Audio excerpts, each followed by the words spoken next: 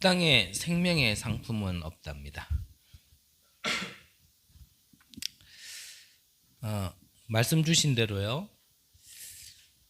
서두에서 복음을 전하다가 억울하게 16년의 옥살이를 하게 된 존 버년이라는 사람을 언급하셨습니다.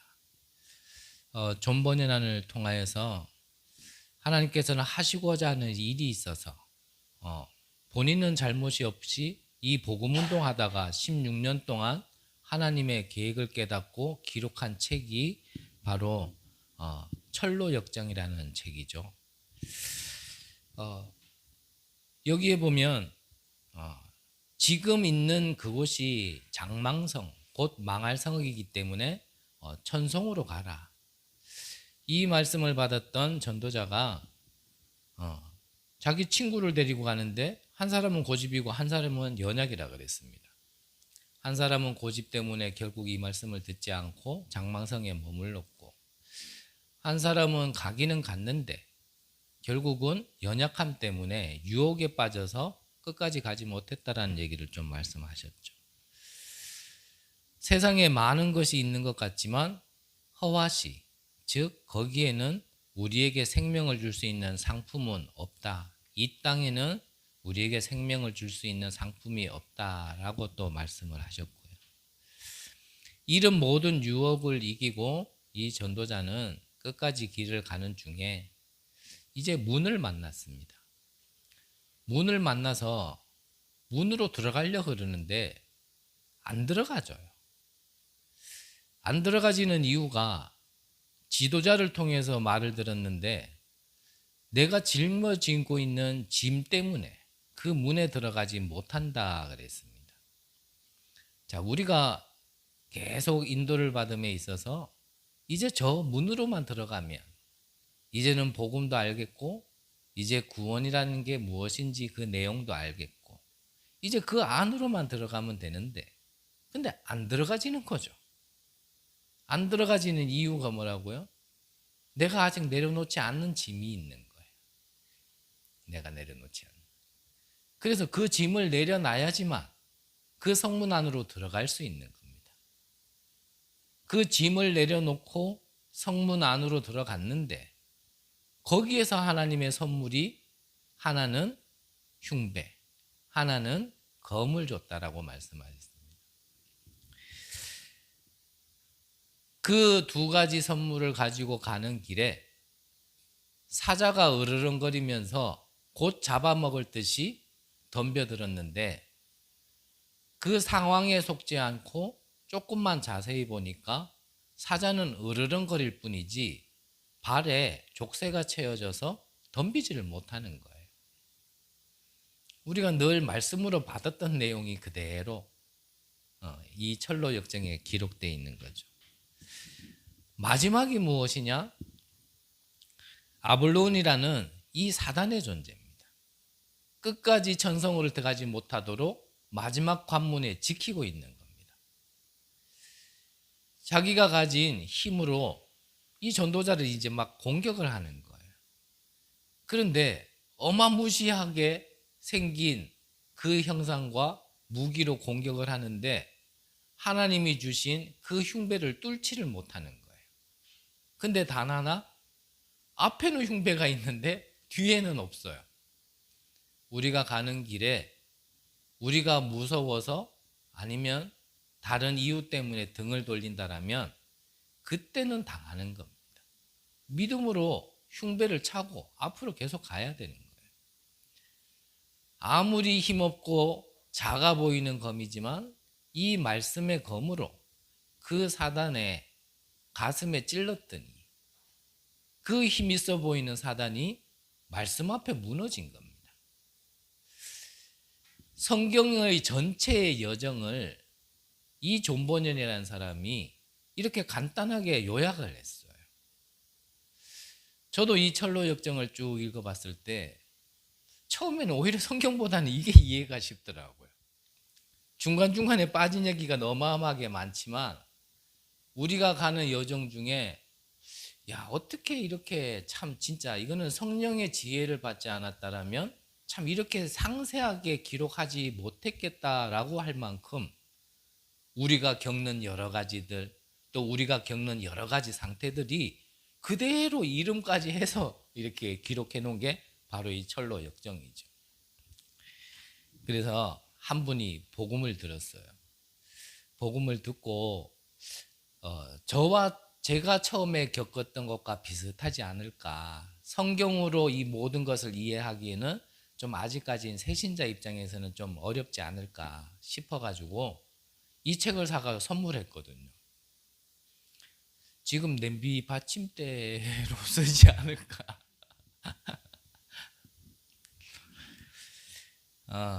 우리가 가는 여정의 길입니다. 이 철로역정 안에 간단하게 주신 거대로 그대로 읊어드렸는데 우리가 잊지 않을 부분만, 놓치지 않을 부분만 분명히 놓치지 않는다라면 여기에는 하나님의 어마어마한 음성이 있거든요. 자, 그러면서 우리에게 주신 말씀이요. 오늘 성경 본문을 좀 풀어주셨습니다. 자, 9절에 보니까 자, 우리 모두는 죄 아래에 있다라고 이미 말씀을 하고 계셨고요. 그 결과로 의인은 하나도 없고 11절에 보니까 깨닫는 자도 없고 하나님을 찾는 자도 없고 그러면서 13절에 보니까 목구멍은 열린 무덤이요. 그래서 입에서 나오는 게 다 썩은 것만 죽이는 것만 나온다라는 얘기죠. 그 혀로는 속임을 일삼고 그 입술에는 독사의 독이고 그 입에는 저주와 악독이 가득하고 그 발은 흘리는데 빠른지라. 우리가 그렇죠. 선한 데는 지혜롭고 악한 데는 미련하라 그랬는데 악한 데는 지혜롭고 선한 데는 미련하게 살았던 게 우리의 삶이었거든요.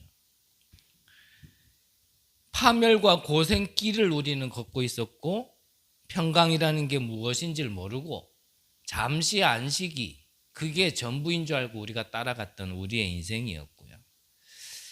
그들의 눈앞에 하나님의 두려워하지 않는 창조주 하나님이 전혀 나에겐 두려움의 대상이 아닐 만큼 우리는 그만큼 하나님도 몰랐고 무지하게 살았던 우리라는 걸 지금 바울이 구약 성경을 인용해서 지금 쭉 얘기를 하고 있는 겁니다.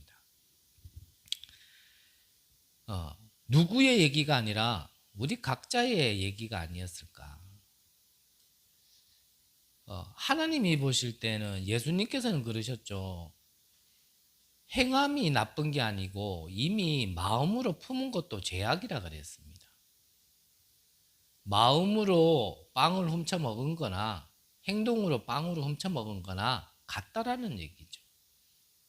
간음도 내가 행함으로 한 거나 마음으로 한 거나 이미 하나님이 보실 때 그 죄라는 거는 똑같다라는 겁니다.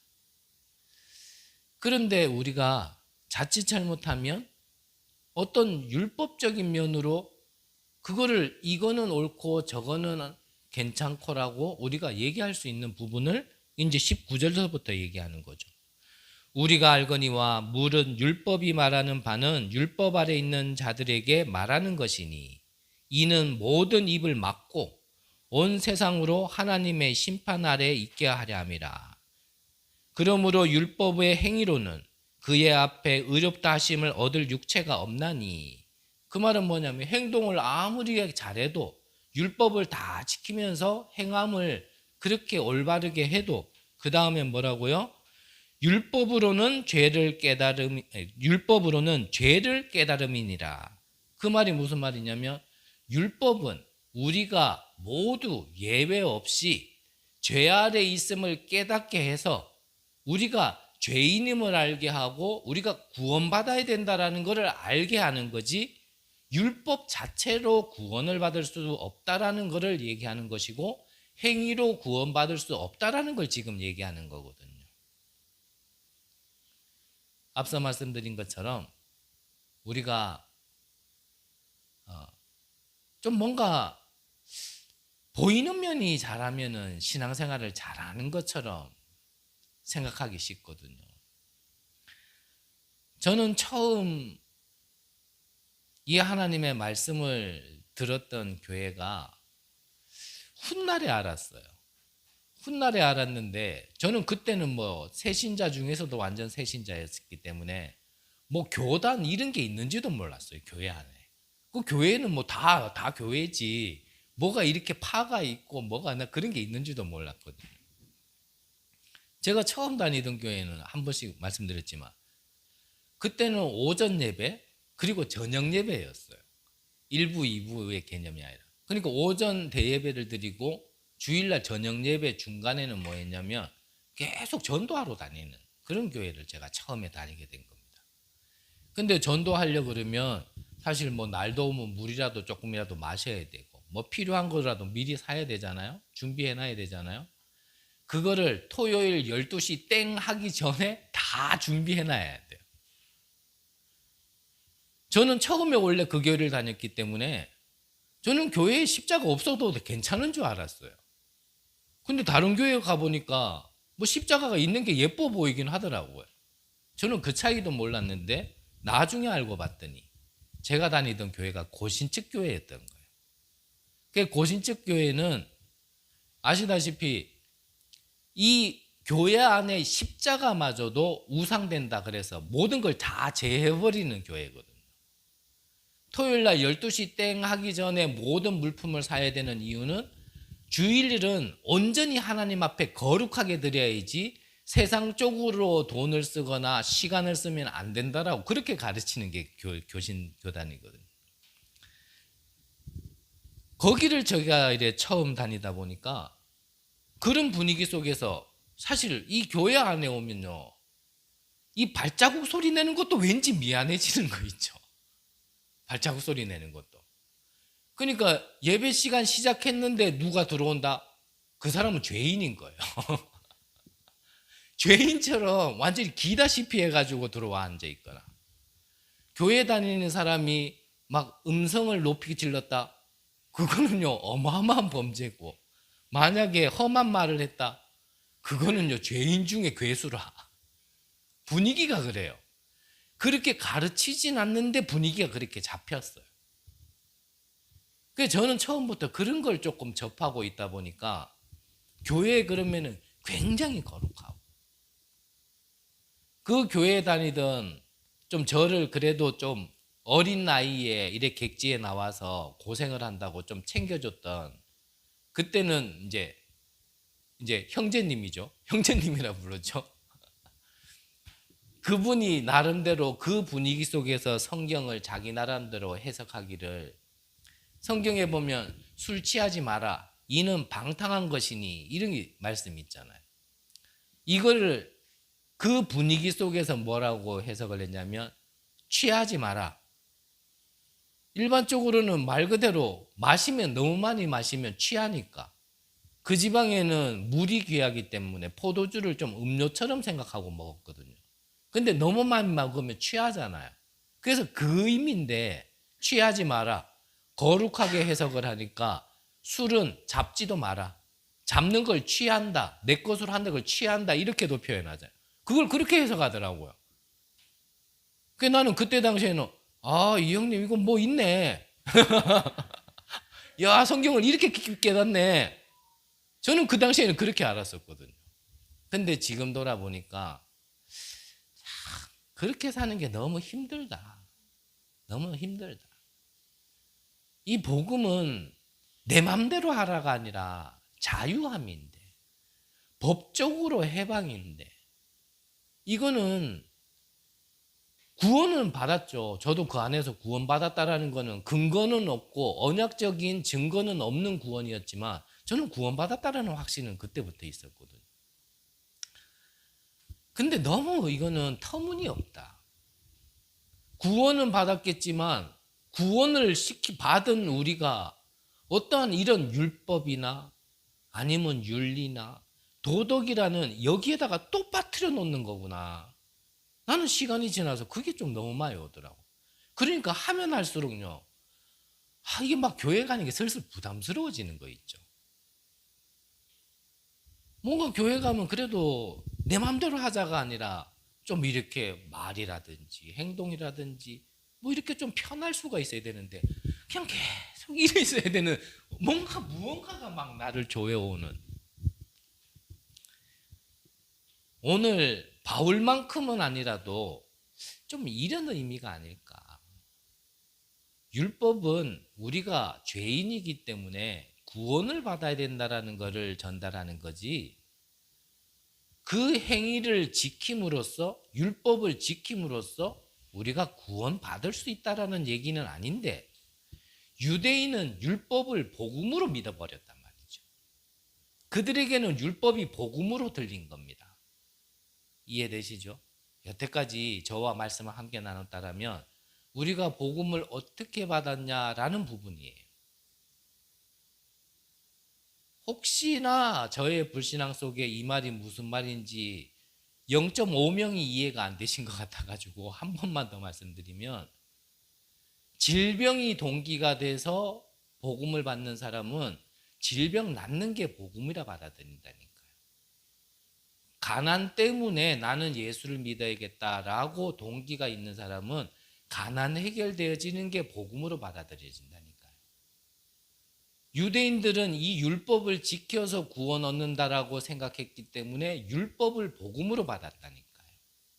저 같은 경우는 한국인으로 태어나서 윤리 도덕이라는 게 좀 강하게 자리 잡힌 사람이라 윤리 도덕을 지킬 수 있는 게 어떤 복음의 어떤 행위와 증거처럼 저는 그게 받아들여졌단 말이죠. 이해되시죠? 그러니까 복음 아닌 걸 복음이라 착각하고 있는 거예요. 우리가 가난하다, 뭔가 좀 질병이 있다, 뭔가 정신적으로 어려움이 있다, 이거는 구원받기 위한 계기야 되는 거지, 그게 목적과 동기는 되면 안 된다라는 거죠. 만약에 그게 동기가 돼버리면 나는 분명히 이 그리스도를 통해서 구원받았는데 왜 나는 가난 문제가 해결 안 되지? 또 말씀드리지만 이게 자꾸 깊어지면 나중에 구원까지 흔들리는 겁니다. 나는 진짜 구원받았나? 올바르게 복음을 받은 게 맞나? 올바르게 받았고 구원을 받았다라면 이거 해결돼야 되는 거 아닌가? 이렇게 착각을 하게 되어진다니까요. 그래서 또 말씀드리지만 그리스도는 기름 부음 받은 자. 여러분들이 유치원생은 아닌데 저는 똑같은 얘기를 할 수밖에 없어요. 그리스도는 기름 부음 받은 자, 마귀의 일을 멸하신 참왕, 모든 재앙을 멸하신, 우리의 죄를 해결하시고 재앙을 막는 참 제사장, 하나님 만나는 길이 되신 참 선지자. 우리 인간의 근본 문제가 하나님 떠난 문제, 죄 문제, 사단 문제이기 때문에 그 문제를 해결하러 오신, 영적 문제를 해결하러 오신 그리스도, 그분이 바로 예수. 우리가 복음을 어떻게 알고 있느냐가 내게는 이 그리스도가 지금 당장 답이 될 수 있고, 내가 이 복음을 어떻게 이해하고 있느냐에 따라서 이 그리스도를 10년 집중해도 답이 안 될 수가 있단 말이에요.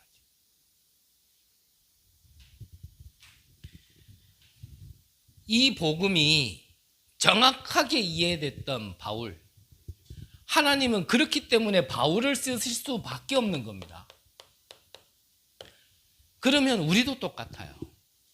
우리에게 복음이 정확하게 이해가 되어졌다면 하나님은 바울을 쓰신 것처럼 우리를 쓰시는 겁니다.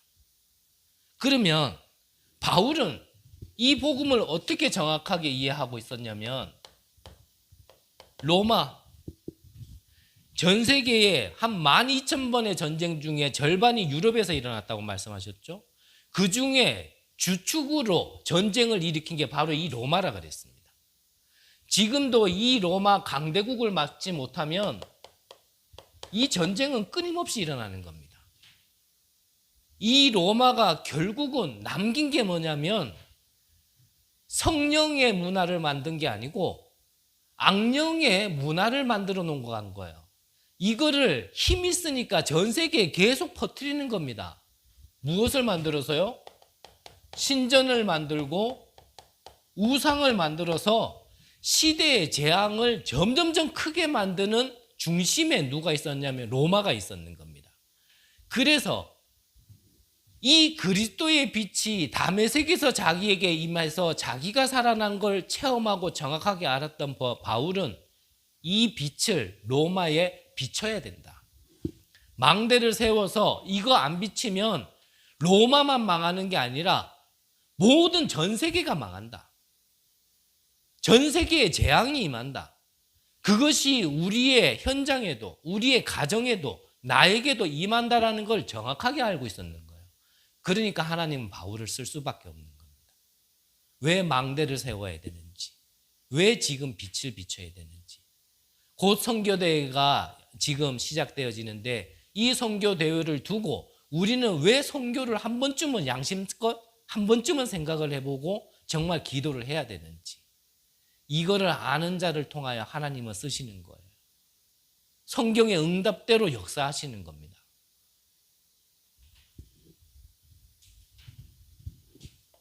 바울은 또 무엇을 알고 있었냐면 오늘 성경 본문 읽었던 마지막 부분이죠. 이 빛을 비추기 위하여 먼저 이 빛을 허락한 민족이 유대인 민족입니다. 근데 유대인 민족들은 이 복음의 빛을 착각을 했어요. 우리나라를 구할 수 있는 메시아가 올 거다. 이 메시아가 오면 우리를 해방시켜 주실 거다.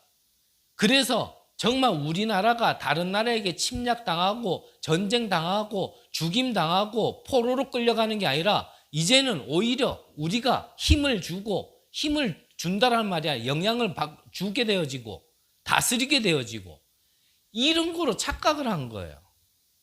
그래서 저 이방인들은 이 복음을 들으면 안 돼. 저들은 짐승이야. 우리는 하지만 하나님이 이 어마어마한 비밀을 주신 우리는 선민이야. 그래서 우리와 너희들은 달라. 이렇게 착각하고 있으면서요. 절대 이 먼저 주신 복음을 전달하지 않고 있었다라는 것을 바울은 알고 있었는 겁니다. 그래서 바울은 이방인들을 향하여 세워진 안디옥 교회에서 처음으로 파송되어진 선교사로 쓰임받게 되어진 거예요. 유대인들은 유대인들에게만 복음 전했거든요. 베드로가 이방인에게 고넬료에게 복음 전한 것 가지고 그것 가지고 시비 걸었던 게 진짜 그 원색적인 언약을 붙들었던 초대교회 안에서 나와진 말이라니까요. 어떻게 네가 베드로 네가 사도 네가 이방인과 같이 밥을 먹냐. 그러면 그때라도 베드로가 내가 그러려 그러는 게 아니고 환상 중에 갑자기 하늘에서 보따리가 내려오더니 그 환상에 이끌려 가보니까 말하게 되었다. 근데 이 사람이라도 안 듣고 안 믿으면 좋겠는데 너무 잘 듣고 영접하더라. 이건 하나님이 하신 거 아니냐. 이렇게 베드로라도 얘기했어야 되는데 이 얘기를 하기 전에 같이 식사하는 자리에 유대인들이 들어오니까요. 자기가 뜨끔해가 그 자리에서 먼저 일어나 버렸어요. 그것 가지고 시비 거니까요. 핑계대기 시작하는 겁니다. 내가 그러려고 그런 게 아니고 나도 어쩌다가 보니까 이렇게 돼버렸다. 미안하다. 그게 베드로였다. 유대인들이 그러고 있었습니다. 그때에 이방인의 사도로 누구를 하나님께서요? 바울을 부르신 거예요. 우리가 저 바깥으로 눈을 못 돌리면 안에서 썩는 겁니다. 내게 전달되어진 이 복음이 내게 머물러 있으면 고인물은 썩는다고요? 반드시 문제 터지게 돼 있어요. 그 대표적인 인물이 바로 유대민족이었다니까요.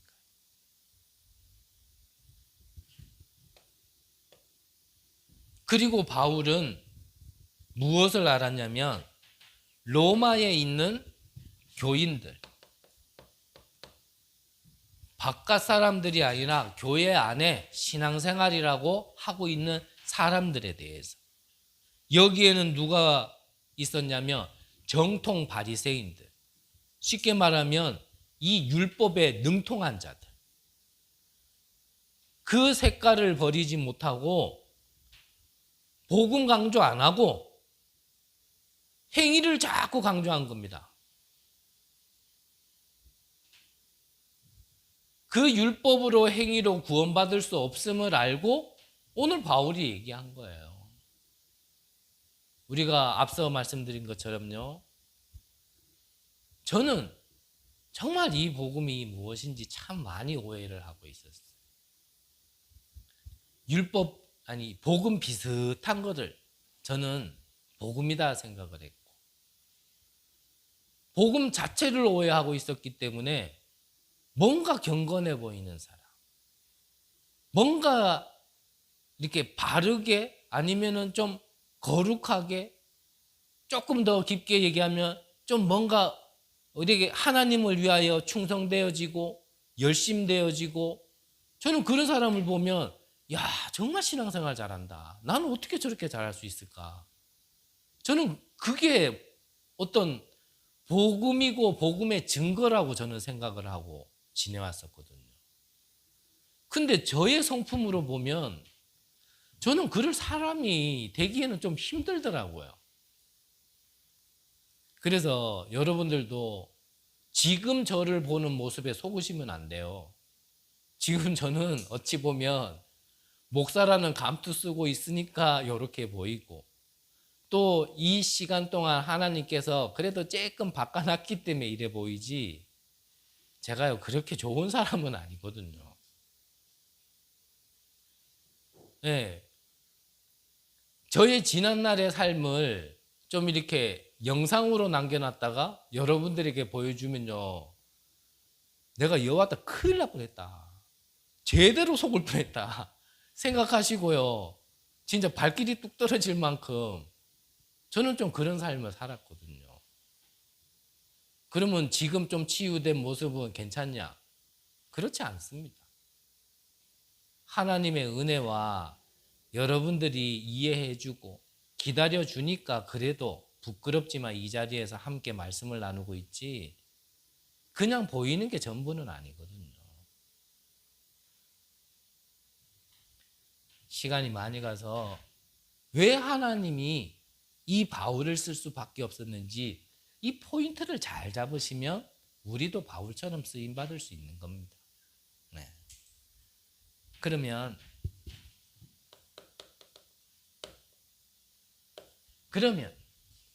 우리는 세 가지를 준비해야 되는데, 가능하면 정말 간략간략하게 한번 얘기해 볼게요. 예, 가능하면이라 그랬지 저에게도 불가능이 있어요. 많은 기대를 하시면 많은 실망도 와요. 첫 번째로는 초대교회에서 받은 개인 망대를 세우라 그랬습니다.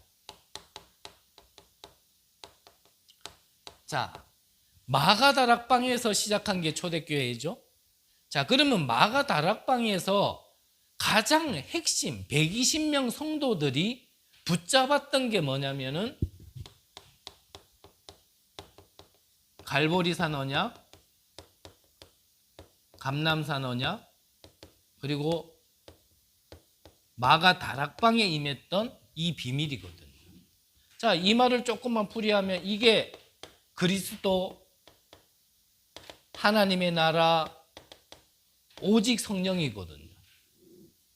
이것을 붙들었던 120명의 성도들은 열흘간 집중했는데 그 말씀이 그대로 성취되어진 현장이 바로 사도행전 2장의 마가다락방의 현장이었어요.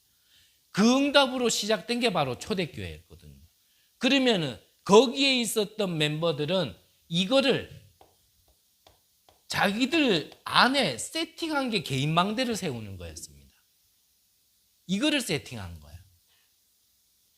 이거 아니면은 답이 없고 이거 아니면은 불가능한 겁니다. 우리 안에 개인 망대를 세워라, 다른 걸 하는 게 아니라 하나님이 성경 전체의 요약을 이 세 구절로 설명을 해 주셨는데 이거를 내 안에 망대를 세우는 거예요. 세팅을 하는 거예요. 그러려면 우리가 조금만 더 얘기하면 이거를 세팅하라 하는 이유가 있죠. 왜입니까? 이거 말고 우리는 다른 걸로 세팅되어 있기 때문에. 뭐죠? 창세기 3장 중적 11장, 사도행전 13, 16, 19 6가지 불신자 상태. 이게 사단의 12가지 멸망 시스템인데 이게 우리 안에 세팅되어 있단 말이에요. 그렇기 때문에 우리가 그 일들을 당할 수밖에 없었는 거예요. 성격이 못돼서도 아니고요. 한편으로는 성격이 못된 것도 맞고, 실수를 해서도 아니고, 뭘 해서도 아니라 그게 내 안에 세팅되어 있기 때문에 그게요, 내가 그렇게 되어질 수밖에 없는 거예요. 결론에서 한 번 더 말씀드리겠지만 오늘 기도점 내용이 그거잖아요. 우리에게 영향을 주는 주관자가 있는데 그게 악령이냐 성령이냐 말이죠. 지금까지는 성령이 내 안에 있지 않고 성령이 나를 인도하지 않았던 모든 시간들은 사실은 악령이 내 안을 주관해왔고 악령의 것, 멸망할 것, 죽음의 것을 내 안에 계속 쌓아놓고 있었는데요. 이게 얼만큼 튼튼하게 쌓아놨냐? 무너지지 않는 여리고성처럼. 근데 이제 이게 무너지려고 그러니까 이제 막 다 뒤집어지는 거예요. 그게 전부인 줄 알고 살아왔는데 그게 이제 바뀌어지려고 그러니까 막 이렇게도 막 난리가 나고 저렇게도 난리가 나고 또 바뀌어지려고 그러니까 사단이 가만히 있습니까? 그거 싸우려고 얼마나 공들여 왔는데 창세 전부터 영세 전부터 공들여 왔는데 그걸 무너뜨리려니까 사단이 발악을 하는 거예요. 하지만 결국은 전도자는 마지막에 승리했다는 거예요. 그게 철로 역정의 마지막 메시지죠. 이거를 내 안에 세팅해야 돼요. 이거 아닌 다른 걸로 내 세팅된 것에서 이제는 모든 것이 나와지는 겁니다. 여기에서 나와지는 사실 모든 행동들, 심지어는 남자들 같은 경우 그렇거든요. 진짜 희한해요. 군대 갔다 와본 사람은 압니다. 남자들이요, 아무리 멀쩡하다가도요, 군복을 입으면 사람이 이상해져요. 여자분들은 잘 이해 못할 거예요. 예비군 훈련 갈 때 군복 입고 가거든요. 멀쩡하던 사람도요, 예비군복 입잖아요. 아무데나 들이눕고 막 그래요. 길바닥에도 그냥 들이눕고 지 하고 싶은 대로 다 하고 아무 데서나 꺼 집어넣고 오줌 싸고 막. 근데 그 사람이 원래 그런 사람이냐? 안 그래요. 군복 벗으면 또 멀쩡해져. 그래서 어떤 분은 그러더라고요. 군복에 영적 문제가 있다고. 그게 내가 옷 입는 것도 뭐도 하나도요. 사실은요. 나를 표현하는 방법이거든요. 내가 옷을 그래 입으면 나도 모르게 내 안에 있던 게 그대로 옮겨지는 겁니다. 그래서 우리가 옷을 내가 어떻게 입느냐도요. 사실은 내 행동도 내 마음도 달라지는 것도 있어요. 나를 표현하는 방법이 많거든요. 근데 그게 이미 세팅된 게 그렇게 나와진단 말이에요. 그래서 내 안에 무엇을 심고 무엇을 쌓을 거냐, 그거는 분명히 이루어지고 있거든요. 하나님이 주신 언약과 성삼위 하나님의 이 비밀,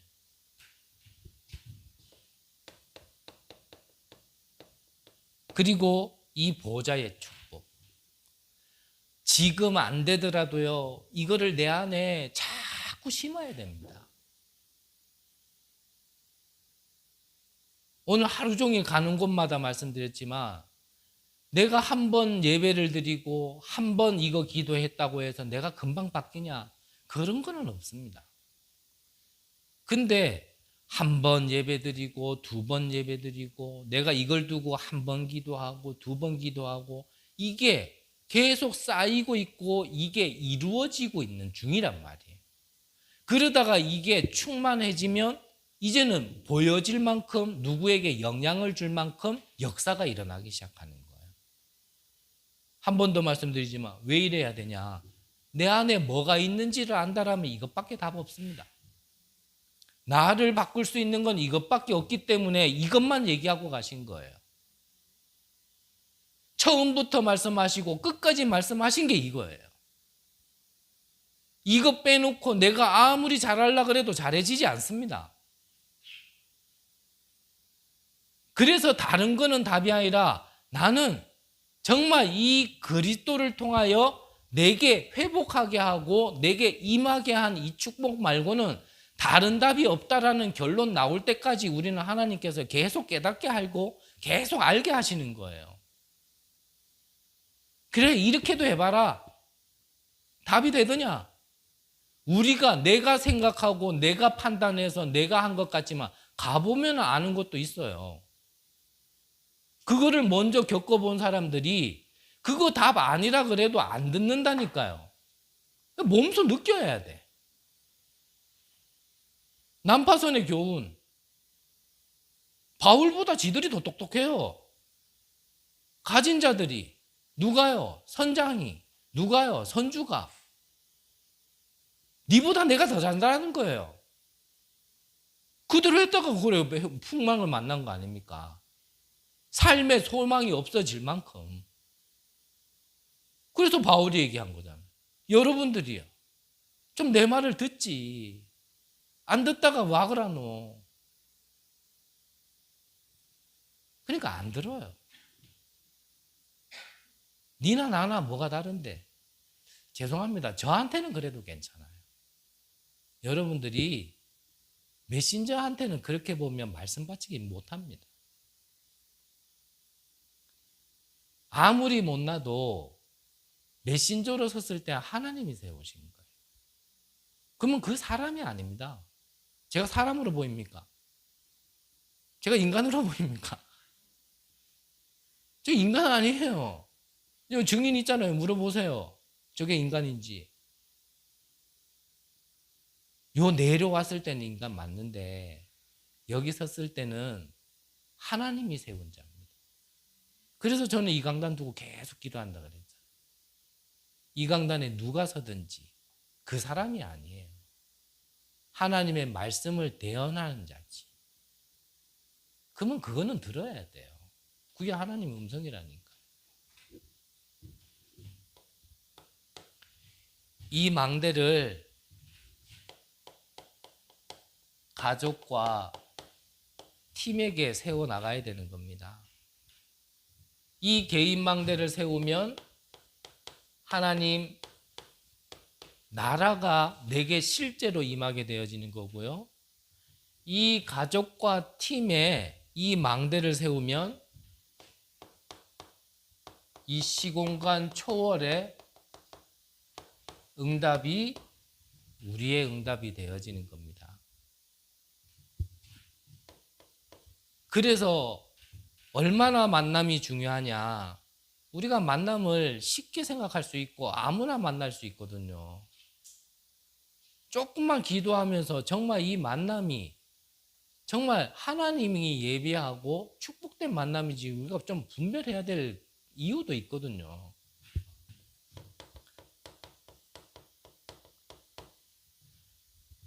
바나바를 통하여서 이 바울은 이 앞에 말씀드렸던 마가 다락방에 있었던 그 비밀을 전달받은 겁니다.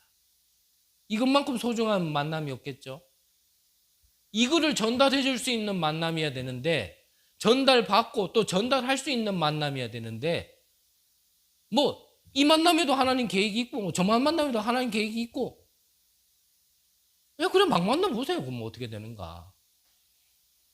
이런 만남이 내게 망대가 되어지는 건데 본인 자신이 얼마나 빛을 잘 비추고 있는지는 몰라도 흑암 망대를 내 주변에 자꾸 두려고 하는 사람들이 있어요. 그러면 불신자 만나지 마라. 그 말은 아니에요. 나중에는 만나야죠. 왜냐면 빛을 비춰야 되니까.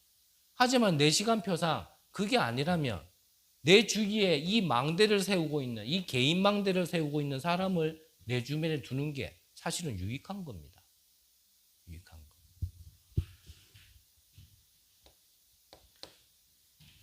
이 팀을 통하여서, 이 만남을 통하여서 또 받은 게 있어요. 바로 이 브리스가를 통하여서 똑같이 이 마가 다락방에 있었던 하나님의 능력, 그리고 그때의 역사, 그리고 거기서 봤던 미래, 이거를 나누는 만남이 됐고요. 이거를 서로 소통할 수 있는 팀이 되어진 게 바로 브리스가와 바울의 팀이었거든요. 이 브리스가는 나중에 로마서 16장에 보니까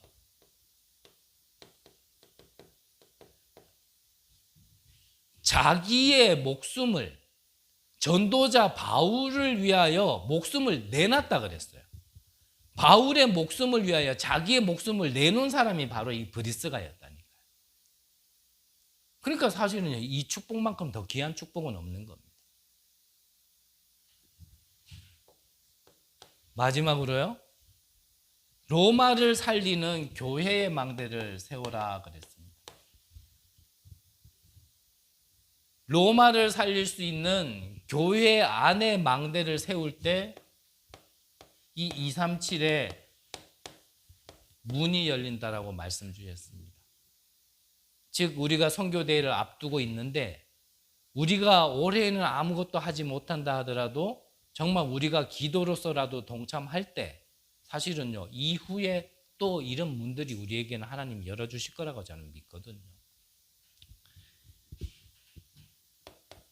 그러면 분명히 바울은 이 마가 다락방의 현장에는 있지 않았습니다. 바울은 이 마가 다락방 현장에 있지 않았지만 마가 다락방에 임했던 축복을 누구보다도 최고로 누린 사람. 그러면은 또 한 번 말씀드릴게요. 우리도 동일하다는 거예요. 우리도 마가 다락방에 있어 보지 않았잖아요. 그런데 어떻게 해서 그 속에 있지 않았던 바울은 그 축복을 최고로 누릴 수 있었는가? 그 포인트만 잡아내면 우리도 똑같이 받을 수 있는 겁니다. 그건 앞에서 말씀드렸어요. 이 마가 다락방에 누가 있었냐면 로마에서 온 나그네, 그게 바로 이 브리스가 부부였는데, 이 브리스가 부부가 앞서 말씀드린 것처럼 교회 안에 생명을 내놓을 수 있는 팀의 응답을, 즉 그 가치를 아니까 이 생명 건자에 참 헌신이 나와진 겁니다. 그래서 금요일 날도 우리가 함께 말씀을 나누겠지만 우리가요, 우리 교회가 앞으로는 교회 안에 이런 팀이 나올 수 있도록 저희들이 기도하면서 준비해야 됩니다. 정말 내게 임한 이 복음의 빛이 얼마나 가치 있는지를 알고 이 빛이 비춰질 때 정말 재앙지대가 어떻게 살아나며 지금도 방황하고 어려움 겪고 묶여있고 아파하는 그들에게 이 빛을 비춰야 될 이유를 진짜 아는 자들이 이제는요, 정말 팀으로 일어나야 돼요. 그거를 위하여 오늘이라면 오늘도 필요하겠죠. 하지만 그걸 놓쳐놓고 오늘은 의미가 없는 겁니다.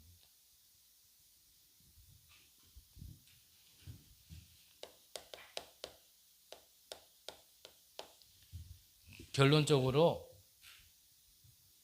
같은 말이겠죠. 이 393의 비밀이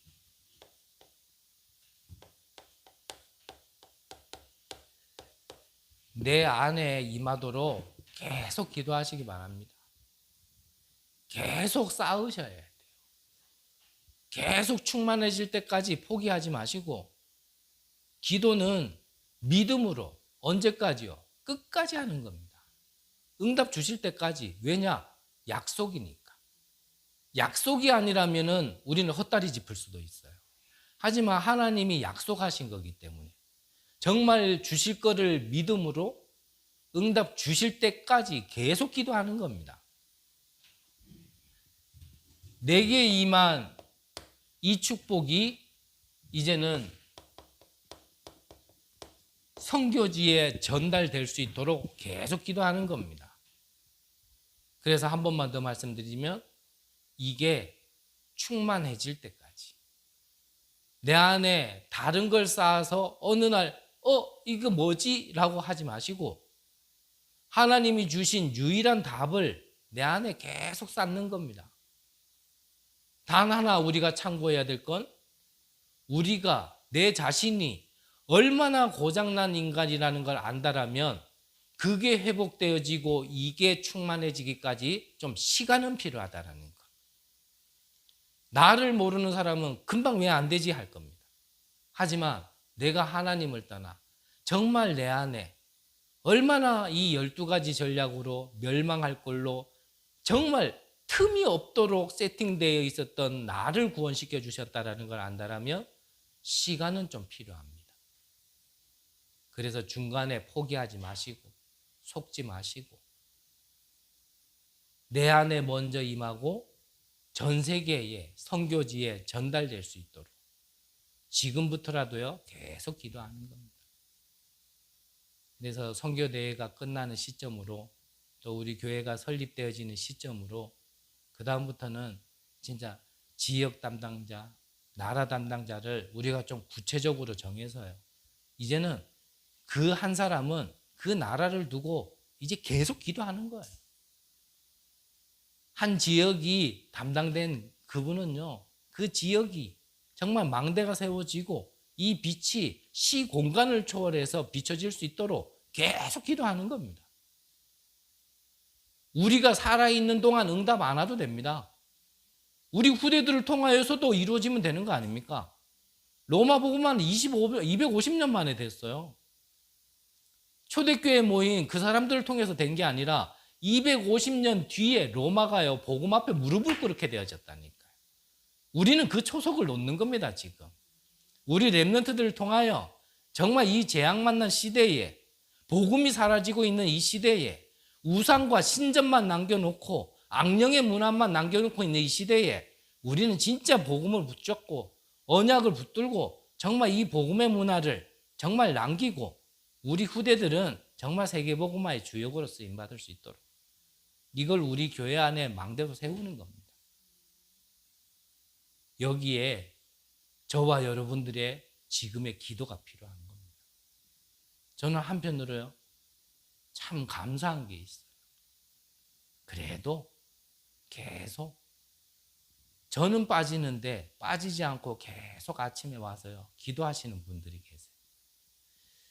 저는요 한편으로는 너무 부끄럽고 한편으로는 너무 감사하고 지금 이게 아무것도 아닌 것 같지만 이게 이루어지고 있다니까요. 이게 쌓이고 있다니까요. 이게 우리 교회 안에부터 빛을 비추는 망대가 되어지는 겁니다. 이게 쌓이고 쌓이면 이 경주 지역 1000년 동안 우상이 되어버린 지역에 이제는 비춰지기 시작하는 겁니다. 그 작은 게 그 응답으로 이어지는 겁니다. 믿으시고 포기하지 마시고 정말 언약 붙들고 나도 살고 우리 가정도 살고 이 지역과 전 세계를 살릴 수 있는 망대를 세우시는 귀한 은혜가 있으시기를 간절히 기도합니다. 기도하겠습니다. 하나님 감사를 드립니다. 어둠 가운데 있었던 우리를 불러내어시어 이 빛을 선전할 수 있는 파수꾼으로 인도해 주시니 감사를 드립니다. 하나님이 주신 언약을 우리 안에 먼저 세팅하게 하여 주옵시고 내 안에 망대를 먼저 세우게 하셔서 정말 이 빛이 저 237과 5천 종족에게까지 전달되어질 수 있도록 주님 축복하여 주옵소서. 이 일이 얼마나 귀중함임을 알고 이제는 나의 눈물을 넘어서 이 현장을 향한 하나님의 눈물을 보며 정말 이 제자들이 일어나 이제는 팀으로 움직일 수 있도록 하나님이 우리 개개인들을 준비시키시고 인도하여 주옵소서. 살아계신 예수 그리스도의 이름으로 기도드립니다. 아멘.